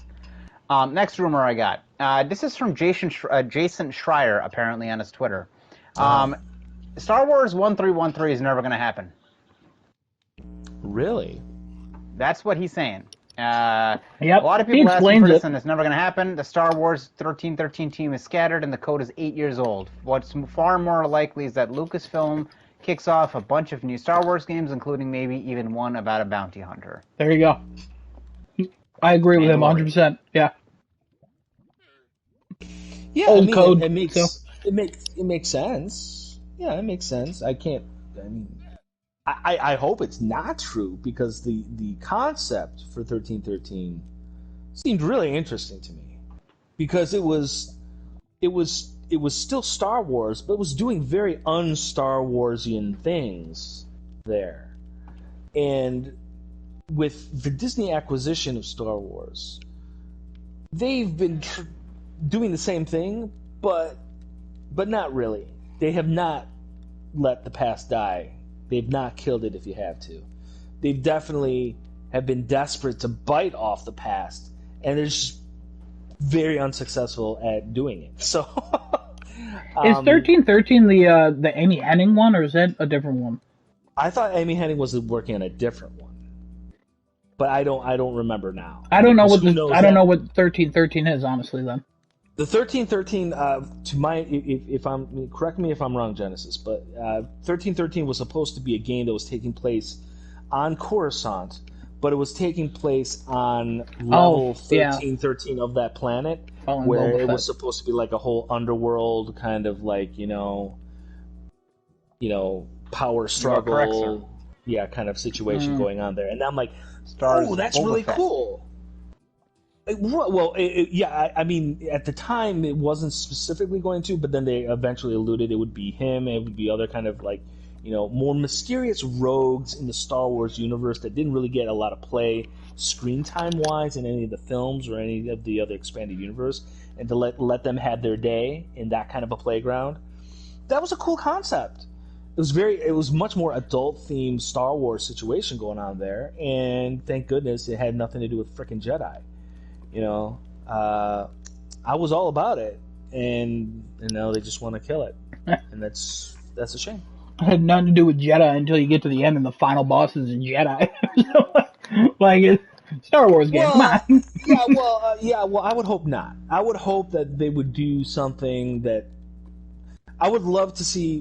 One thing from Star Wars that's a 100% pure, free Jedi space powers force influence.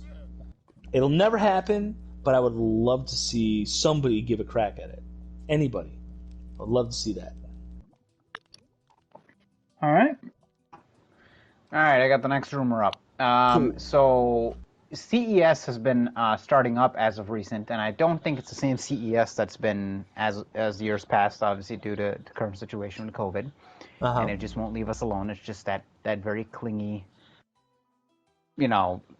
person who just doesn't want to leave you alone. Just please leave. We don't want to see your face again ever, COVID. Nice catch. So Sony had a sizzle reel for their CES press conference. And at the end of the press conference, there were a couple of, there was one last slide where it shows some of their upcoming games, but with years next to them. And usually what those years are is like I don't know if those are the copyright things like they have the years for, but it were different. They were all different years. So Pragmata, the list starts here, Pragmata for 2023. Previously we thought this was going to be 2022, but this is coming out apparently 2023. That's the game from Capcom that looks like a combination of Dead Space and Death Stranding. Mm-hmm. Ghostwire Tokyo looks like October 2021. Project Athia, which is Square Enix's open world game that we got during the initial PlayStation 5 reveal, is January 2022. Solar Ash, which I don't remember this one. I might have to look this one up. I don't know what this was. That's the one June that started 2021. upside down, right? And then slowly, like, the person ran. It looked like a Journey character, kind of. Like, cel-shaded looking yeah. thing. I think That that's sounds familiar.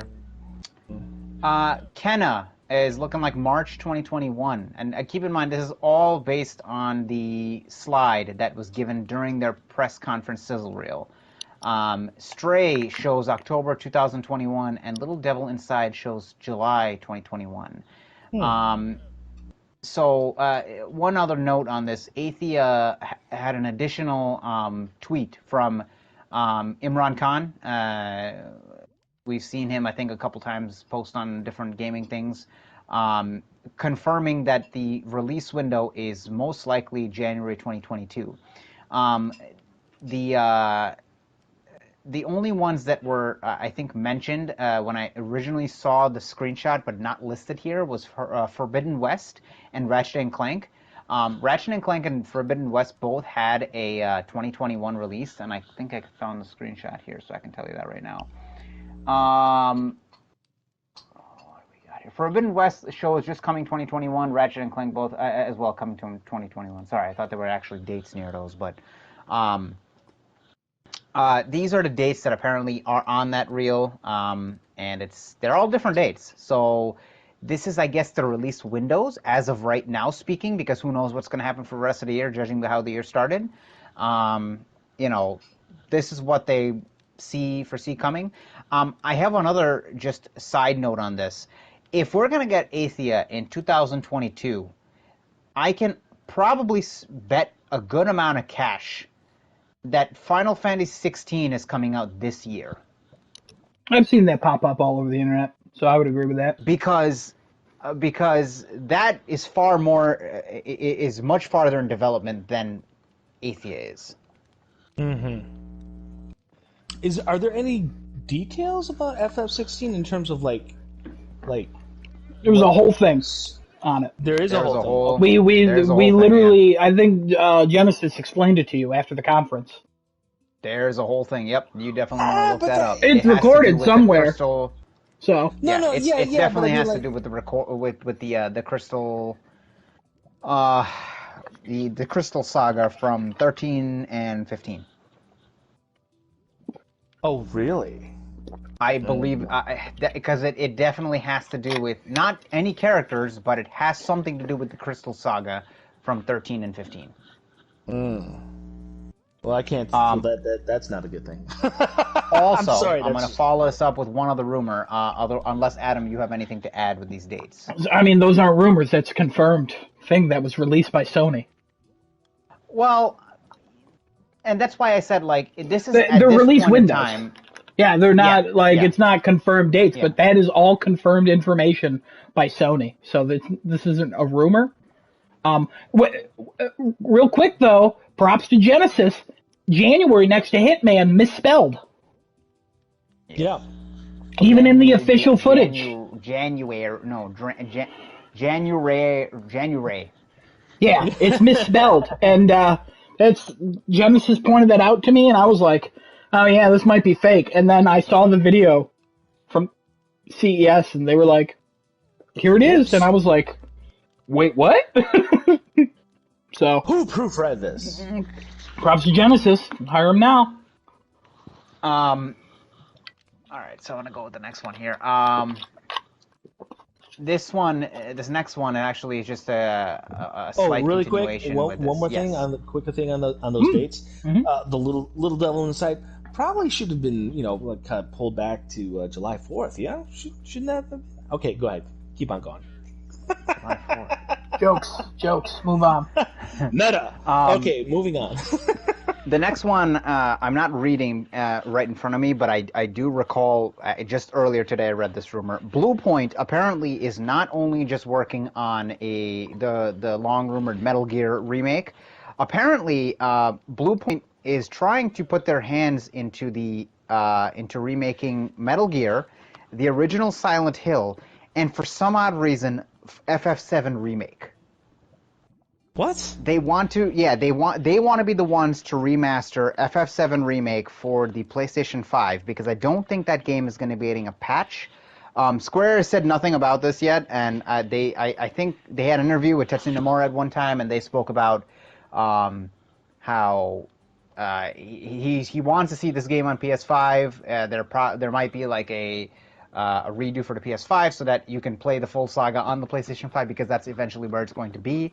PS4 was never supposed to be the end meet all console for this this story that he's writing, but for some reason Bluepoint is trying to get their hands there. Again, this is just a rumor that Bluepoint's not only working on Metal Gear but also Silent Hill and redoing FF7 remake for the PlayStation 5 version.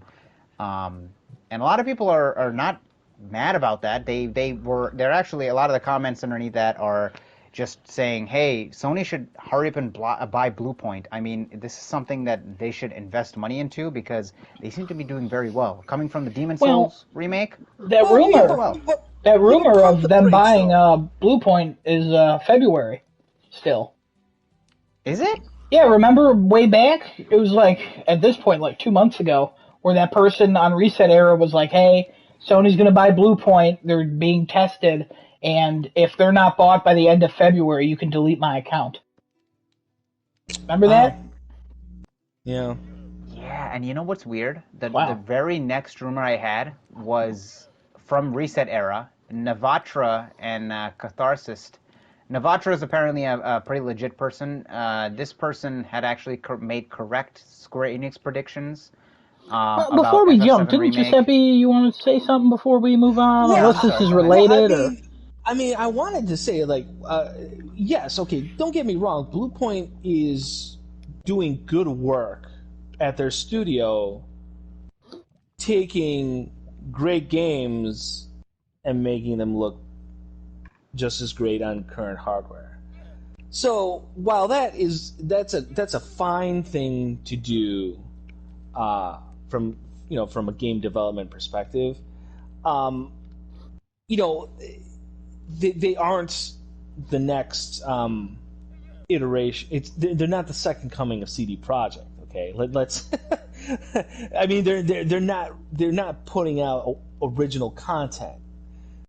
They're just polishing up really great games from the past. And while I'm sure that would definitely be an asset in anyone's portfolio, Lord knows Sony, if they want to buy it, if anyone wants to buy it, go grab them. They would be an asset.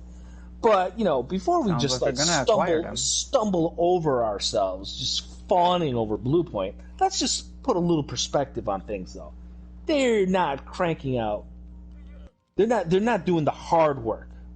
They're doing the easy work. I don't know about that. And they're doing it. Yeah, no, I know about that because they're not putting out OG. I mean, we're not a game developer, so you're making an assumption, but I don't. I don't know. You're absolutely correct. I am assuming constructing a brand new game based on nothing, new systems, level design, story, ambition, gameplay, all of that, conceiving all of that from zero is significally more difficult than polishing up great games of the past. So I think they both have challenges. I'm assuming that, and I'm assuming 100% correct. I mean, look, you look at the reviews of Demon's Souls. This has got a 92, and this is also by Bluepoint. Yes, they didn't make the original game. I understand that, but to make this work on a PlayStation 5 and make it look as good as it did, weren't they also the ones who did No, that's Toys for Bob. Never mind. I thought they were. They did Last Guardian. Not Last Guardian. The Team Eco collection. They did that one as well. Oh, the Shadow of Colossus and something else. Yeah. I can't remember the other one. Yeah, they do all that stuff. Like they remake games, and they're a great asset. And they remake classic beloved games, and they turn them around, and people still love them or love them even more. So I would say both have challenges. It's still difficult to make a game. Like, don't get me wrong, it's gonna. Yeah. But they both have different challenges, obviously. Like saying that they have the easy job, I don't know if I necessarily agree with that, but I can understand why you'd say that, because, like, okay, the game's already made, it's not their idea, so all they're doing is taking it and polishing it.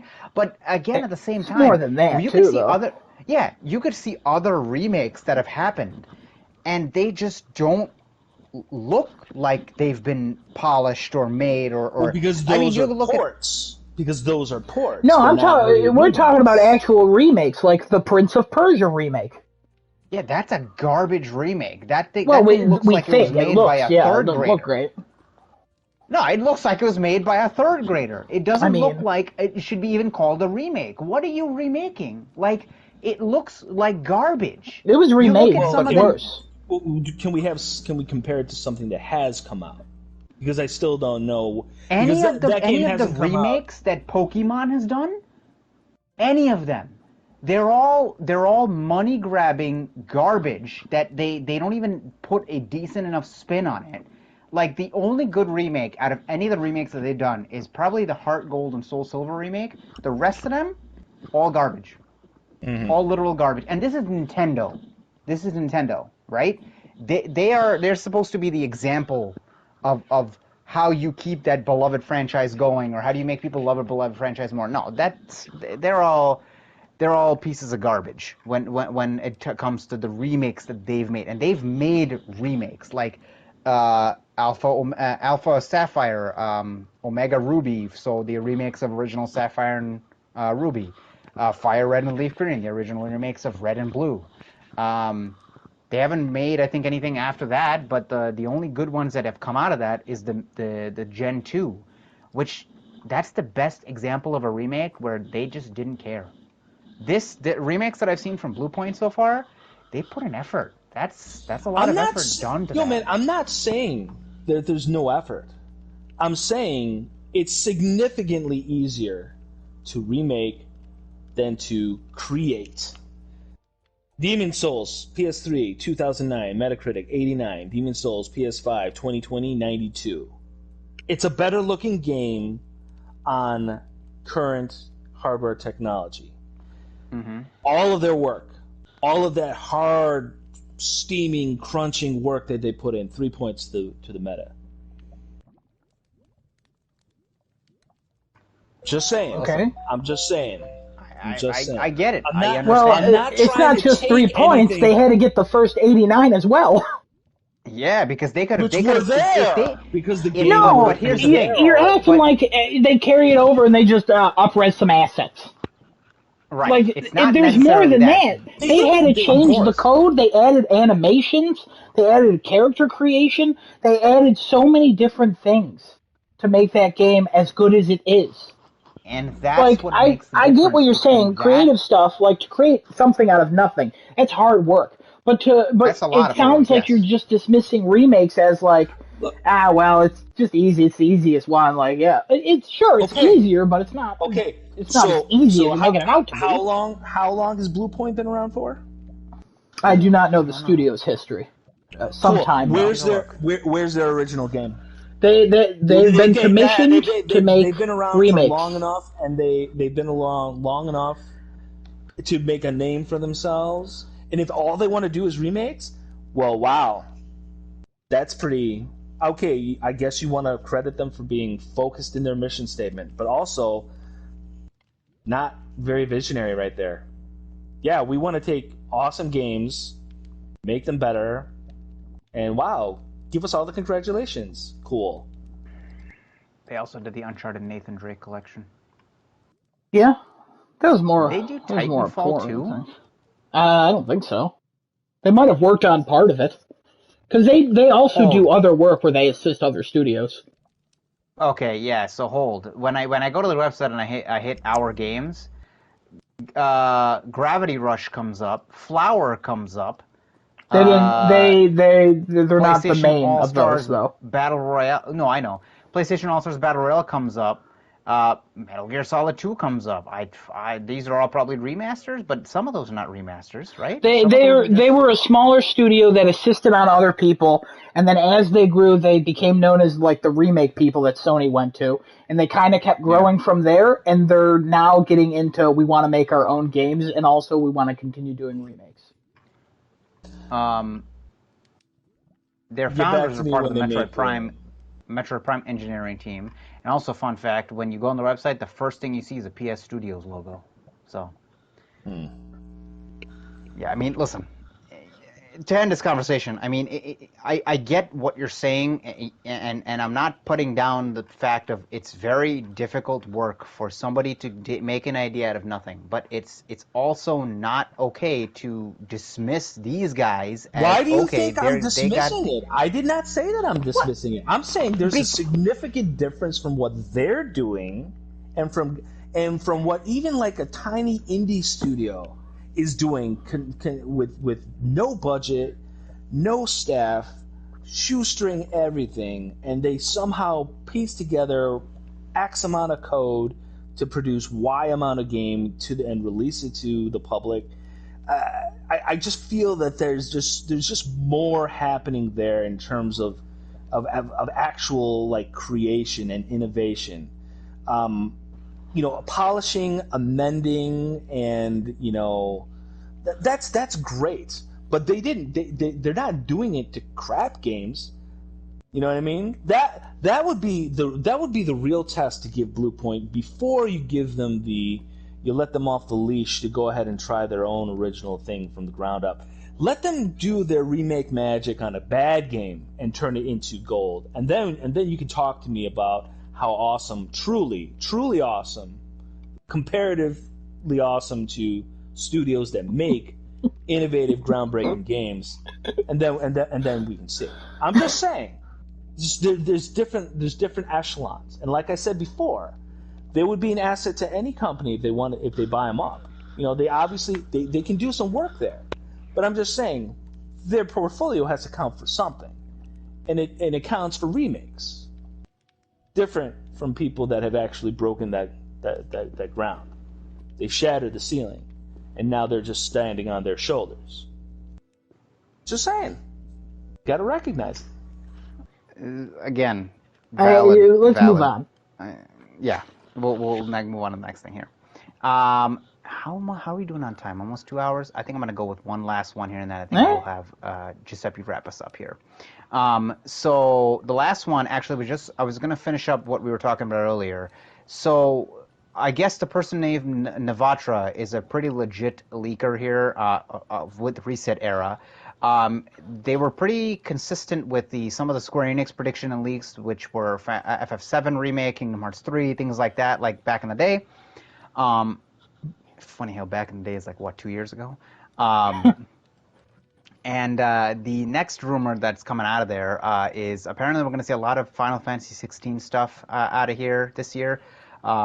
We will be seeing a Final Fantasy 7 remake PS5 version coming in this year, probably in the form of a paid upgrade. So I guess you'd have like a $10 upgrade if you already hold the game, or then they stop selling the PS4 version. You have a PS5 version, you spend like $50 on that, and that's the PS5 version. So if that's the way they got to do it, listen, and it has additional content in it, I'm all for it. I'll go for it. I'll see what they got. I'll love to play this game fully done over. So wait PS5. a minute. So you want more bloatware in FF7 remake? You want more bloated side quests? A lot of the stuff that happened in FF7 remake, I enjoyed a lot of the stuff. Even a lot of the side missions, I enjoyed a lot of them. If you give me more expansions on the side characters, I'll take it. That's fine. I'm good with that. And if it's $10 for the proper upscale of PlayStation 5, because here's another thing that I also learned today, and I'm not going to take it too far, but the Xbox Series X has had some ports or some upgrades for certain games that give them the capability of 120 frames and 4K, while PS5 cannot. And the issue, according to people who understand how to develop these games and upgrades and things like that, like on Reddit and things like that, like I've seen, okay, people, I like, this is what actually happens with these games, why certain ones don't get the patches and why others do. The PS5 versions apparently need to be rebuilt and given as a brand new title. They don't work the same way because of the architecture difference between the PlayStation 5 and the Xbox Series X. Xbox has made their architecture so that any game you play on there, it's easier for them to say, hey, okay, a 360 game, let's up-res it to 4K and put 120 frames in it because our architecture allows us to do that. Did you say you just learned this? Was, I was reading up on it today. Don't judge me. Relax. We've talked about this multiple times. And you said, hey, PS5 is going to be the best. Who cares about backwards compatibility? And not backwards. Well, not really backwards compatibility. This is more along the lines of why, like, I could pop in Modern Warfare on Xbox and it'll have 120 frames. I pop it in here to 60 frames. It's just built differently. So, like, that's why I don't. They have to distribute a patch on. Yeah, but the Xbox, it has to go back. It automatically does that for most games. Remember when we were explaining it to Giuseppe? Yep. And he's like, how does that work? And we're like, we don't know. We have no idea how that works. Well, I still don't know how it works. I mean, I don't know either. There's a little bit more explanation on why the PlayStation 5 version. I'm going to say like Microsoft money. That's how it works. I'm sure. That's why when I hear a FF7 PS5 version coming, I'll put the $10 to take it, because to see that game over again and play it at a proper graphical fidelity where the PS4 Pro couldn't handle it, and you could expand that on a PS5, I'll take it. Also, Square Enix, they're definitely those guys. They would definitely be those guys to charge for that. I'm sure they charge for KH3's DLC. What do they charge? $25? I'll take it. I still took it. It doesn't matter. DLC is whatever, but I'm talking about like the platform upgrade. You know, where other games have been noted for saying, hey, just take the disc, put it into the file. Yes, exactly. So Square Enix, they would definitely and always be those guys. So I mean, hey, whatever, it's fine. But that's how they do their business. The other part of this rumor, unless Adam, you have anything to add with that before I I finish this have up? nothing to add. Okay. Other part of this rumor is Silent Hill remake is still real and is being worked on by Sony Japan, as well as the Blue Point rumor of them being acquired is still real, and they are working on multiple Metal Gear remakes.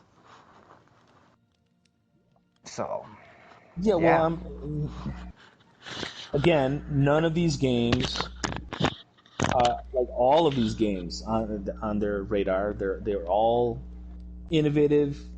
They were all groundbreaking and excellent games when they originally came out. So, good on them for taking, for making smart decisions regarding, which projects to remake. But I don't know. I mean, like, I don't see how they. Well, I can appreciate how good the Demon Souls remake looks and plays and whatnot. I don't know how they. I don't know how just making it look better transforms like that original Metal Gear Solid trilogy. You know what I mean? Like that was some really groundbreaking stuff happening back then when those games came out, and not just in regards to the gameplay, because the gameplay honestly was not the thing to write home about for those games. It was really about the story and all that weird, that weird Kojima stuff that was happening. I mean, that was the thing. That was the draw. And they're probably going to make the gameplay better. My guess is they'll probably look to Solid 5 as a template for how they'd want to frame it. I don't know if they're going to 100% turn it into that style with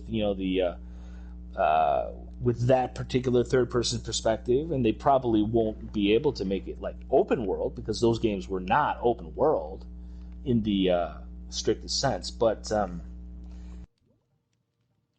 I would like to see what they do with a crap game. I would like to see them turn to actually do some alchemy there, as opposed to just breaking out the polish and hitting that buffer on it. You know what I'm saying? I'm just putting that out there. Adam, anything to add? Come back to me when they make their own game. We beat the shit out of this horse, so I don't give a fuck. A family show. Yikes. Family friendly. All right, Giuseppe, take us home. We're all done here. Almost midnight. Yeah, I mean, it was a long one today, but we had a lot of good discussions, talking about a lot of things coming out for 2021. Hopefully, these games coming will be really, really good. We had a wide range of scores going on there, so expectations are really all across the board. But for the most part, if games are coming out, Ubisoft expectations are in the garbage. If you Ubisoft, well, that's get out. Yeah. But for the most part, with games that they're making original games, so. We're gonna have a lovely discussion after this is over. Original carbon copies, right? Exactly, series of whatever. Yeah, but I mean, like, that's the formula for the entire gaming. Whatever. Hopefully, these games will come out and they'll be great. Maybe they won't follow trends, but whatever. With that being said, this is Crafting a Chat. This is Adam. This is Genesis. This is Giuseppe Jones' boy. Signing off, Crafting a Chat, episode 24 in the books. We're done, son. We will see you next week. Twitch.tv/crafting-a-chat. Yeah, see you next week for the 25th. We're at a quarter. Woo! And we're done. I did all that, and I totally forgot to hit the button to stop the. Oh my god! Hold on. Oh.